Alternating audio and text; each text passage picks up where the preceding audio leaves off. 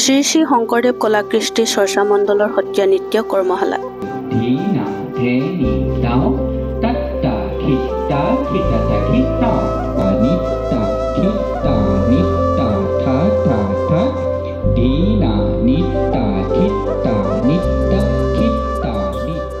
গোলাঘাট কমাৰবন্ধা বামুণগাঁৱৰ শ্ৰী শ্ৰী শংকৰদেৱ কলা কৃষ্টি চৰ্চা মণ্ডলৰ গৌৰৱোজ্জ্বল সোণালী জয়ন্তী বৰ্ষ হিচাপে ভৰি দিয়া সামাজিক সাংস্কৃতিক অনুষ্ঠানটিৰ উদ্যোগত অনুষ্ঠিত হৈছে সত্ৰীয়া নৃত্য কৰ্মশালা।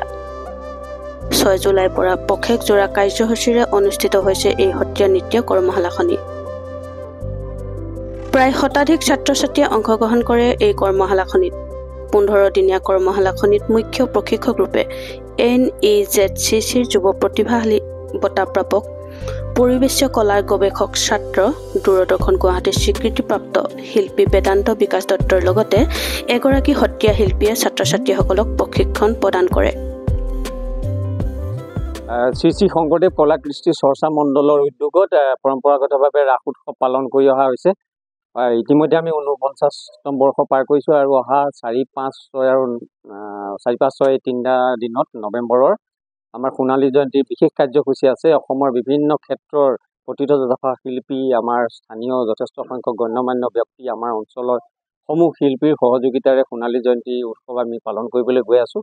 আৰু তাৰেই প্ৰস্তুতি হিচাপে আমি এক সত্ৰীয়া নৃত্য কৰ্মশালাৰ আয়োজন কৰিছোঁ আমাৰ গুৰুজনাৰ এই সংস্কৃতিক আগবঢ়াই নিবৰ কাৰণে।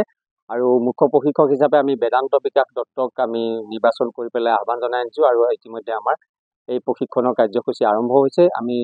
আমি আমাৰ সোণালী জয়ন্তীৰ কাৰ্যসূচী হিচাপে ইয়াক আগবঢ়াই লৈ যাম। এতিয়া পোনতে আমি 15 দিনমান আমি কৰিম, তাৰপিছতো আমি আমাৰ সোণালী জয়ন্তী অনুষ্ঠানলৈকে আমি কৰি থাকিম আৰু যদি সকলোৰে সহযোগিতা পাওঁ সেইটো আমি দীঘলীয়াকৈ কৰি থাকিম।